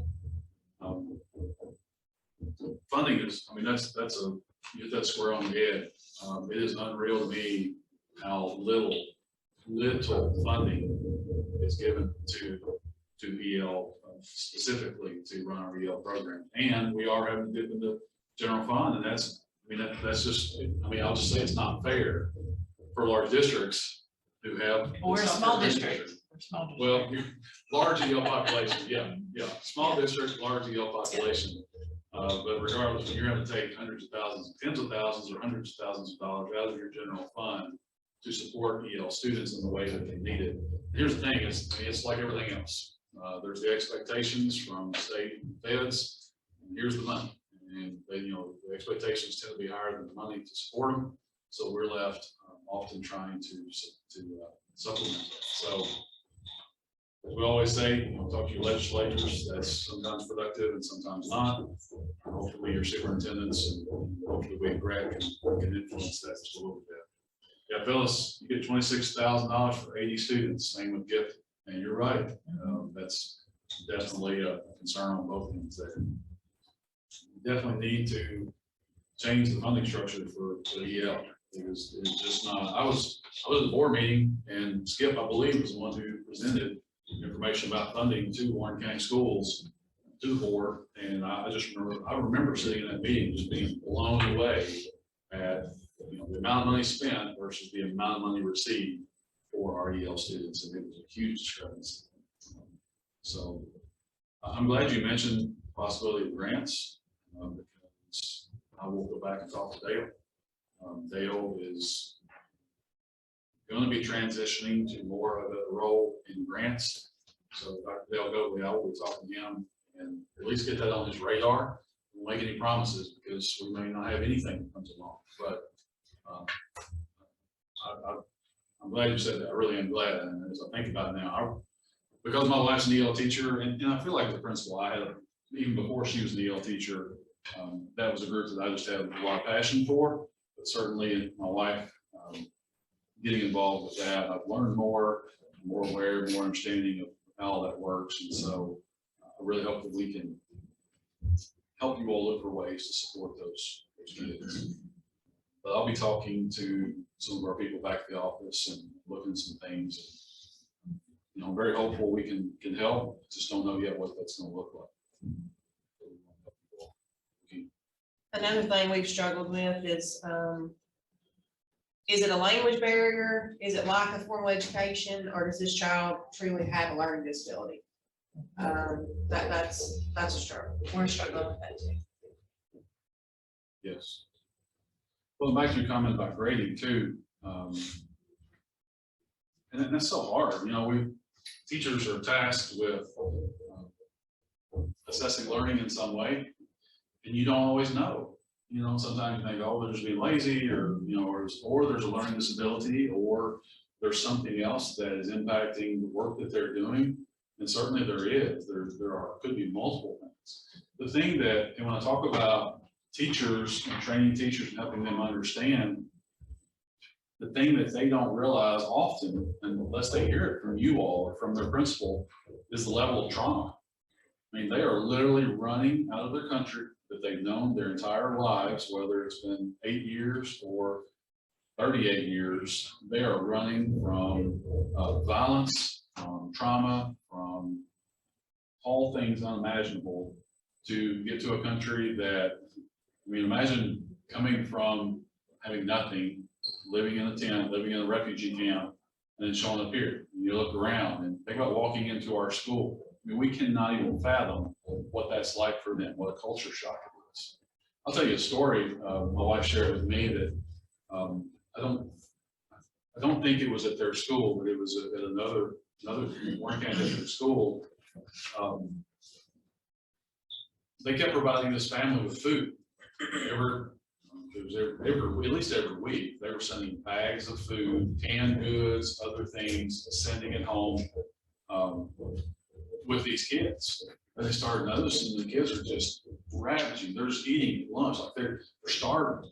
They look like they're losing weight. They weren't healthy, and they're scratching their heads saying, "How in the world are these people so hungry? We've sent them given so much food, we've given so much stuff." Went to the house to check on them, and they're, "Where's all the food?" And they opened up the pantry and opened up the cabinets, and it was full of all the stuff they had sent. They either didn't have a can opener or didn't know how to use a can opener. Nobody had told them that. They had never, I mean, they didn't know what a can opener was. They didn't know how to open these steel. Yeah, they just didn't know how to open these steel cans of food. And they didn't know what was in them. I mean, you think a picture that says green beans, you've never seen a green bean that says green beans. That doesn't mean anything to you. They can't even open the can. So it was sad. I mean, you think about it, it's like, I can't believe that. Well, I believe it. I mean, it happened. And it's probably happening right now in some of our districts. That sort of thing is happening. And we, in our middle to upper middle class, mostly white upbringing in this area, things that we take for granted are just things that we can't even imagine that they would have no comprehension of. My wife, in her role, one of her duties was to teach kids how to use the toilet. These kids are used to finding a hole, or finding a bush, or finding something that was not made of ceramic to do their business on. She would have to go and teach them how to use the toilet, how to wipe. I mean, it was, and you all shaking your head, you know. Most of our school staff don't know, is what I found in my experience. They don't know. Not that they don't care, they don't know. And so we've got to do a better job educating our staff about the trauma, about the experiences, about the lack of experiences that these people have coming to our country. So I really, and again, I can't emphasize that I am very passionate enough that I am very passionate about this. And so I want, like, I'm glad you mentioned us. I'm glad you put that in the survey that I sent out, Lisa, and I want to. Right now, I don't know what we can do. And I'm not saying we can't do anything, like in short notice, I'm thinking. It's okay, we're all in that boat. Yeah, no, and I appreciate that. But I want us to explore this and see what we can do to provide more services or help you all in the things that you're facing in your district.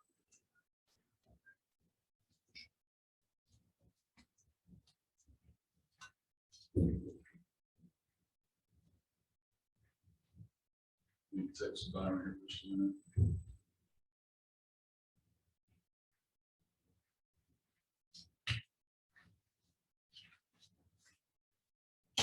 We'll be able to join us, so. All right, good discussion. I appreciate your input on that. All right, so moving on, we are, man, we're moving right here pretty close to schedule, and so but I'm about to wrap up. Any comments or questions about anybody or anything that we've had so far?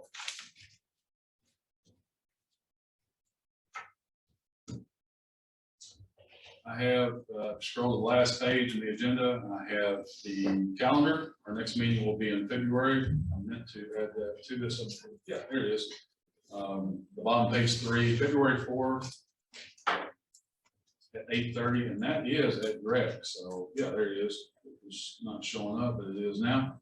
So we're in person at Greg. So we'll see how it goes. Hopefully the COVID won't blow up between now and then. We'll be able to have you all in person, masked or unmasked.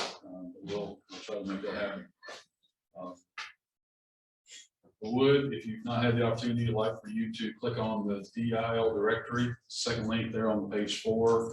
Just make sure we've got everybody. And I've got a link there if you want to submit another name, another individual from your district who should have access to information from the DIL network.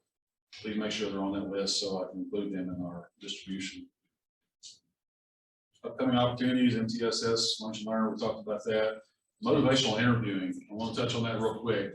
That's a great strategy to use for your instructional coaches, your VCCs, even for your principals, and even for you all. We have that training coming up at Greg. We're really excited about that, and I want you to take a look. We've got some great staff members at Greg that are working on this and working to provide this training for our region. So please take a look at those links and at least find out what that is. If you're not familiar with it, read over that.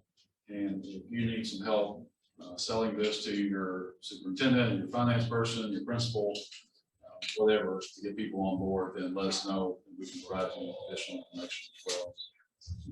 Scaffold support small groups in math. We have that training coming up after the first of the year, beginning of February.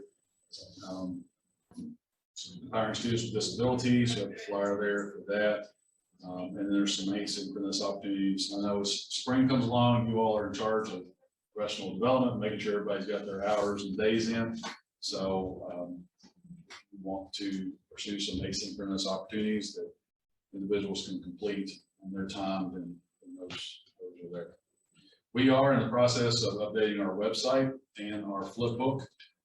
There are a few things that need to be added to the flip book, but we're probably going to do away with the flip book and go on a little bit more user-friendly way of presenting links and information about upcoming meetings. So look for that to come in the next few weeks or next couple of months. Last thing there is something I came across. It looked interesting, so I'll put the link there. But KASA, you don't necessarily have to be a member to be a part of this, I don't believe, but they are presenting a free session with some updates, federal updates on vaccine mandates, waivers, the newly passed infrastructure bill, and how that might impact you as your school district. So I'm going to try to jump on that and join it as well. It looks like it's only an hour, so it shouldn't take too much of your time, but might give you some good information, a little bit of heads up on things that might be coming.